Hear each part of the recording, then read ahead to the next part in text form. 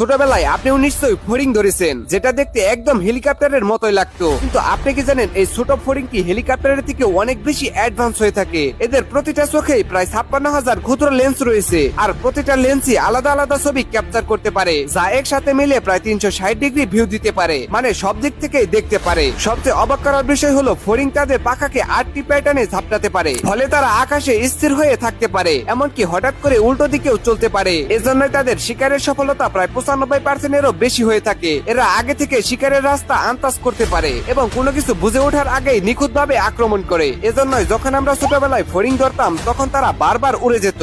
ছোটবেলায় আপনিও নিশ্চয়ই ফড়িং ধরেছেন, যেটা দেখতে একদম হেলিকপ্টারের মতোই লাগতো। কিন্তু আপনি কি জানেন এই ছোট ফড়িংটি হেলিকপ্টারের থেকে অনেক বেশি অ্যাডভান্স হয়ে থাকে। এদের প্রতিটা চোখেই প্রায় 56,000 ক্ষুদ্র লেন্স রয়েছে, আর প্রতিটা লেন্সই আলাদা আলাদা ছবি ক্যাপচার করতে পারে, যা একসাথে মিলে প্রায় 360 ডিগ্রি ভিউ দিতে পারে, মানে সব দিক থেকেই দেখতে পারে। সবচেয়ে অবাক করার বিষয় হলো ফড়িং তাদের পাখাকে 8টি প্যাটার্নে ঝাপটাতে পারে, ফলে তারা আকাশে স্থির হয়ে থাকতে পারে, এমনকি হঠাৎ করে উল্টো দিকেও চলতে পারে। এজন্যই তাদের শিকারের সফলতা প্রায় 95%-এরও বেশি হয়ে থাকে। এরা আগে থেকে শিকারের রাস্তা আন্দাজ করতে পারে এবং কোনো কিছু বুঝে ওঠার আগেই নিখুঁতভাবে আক্রমণ করে। এজন্যই যখন আমরা ছোটবেলায় ফড়িং ধরতাম তখন তারা বারবার উড়ে যেত।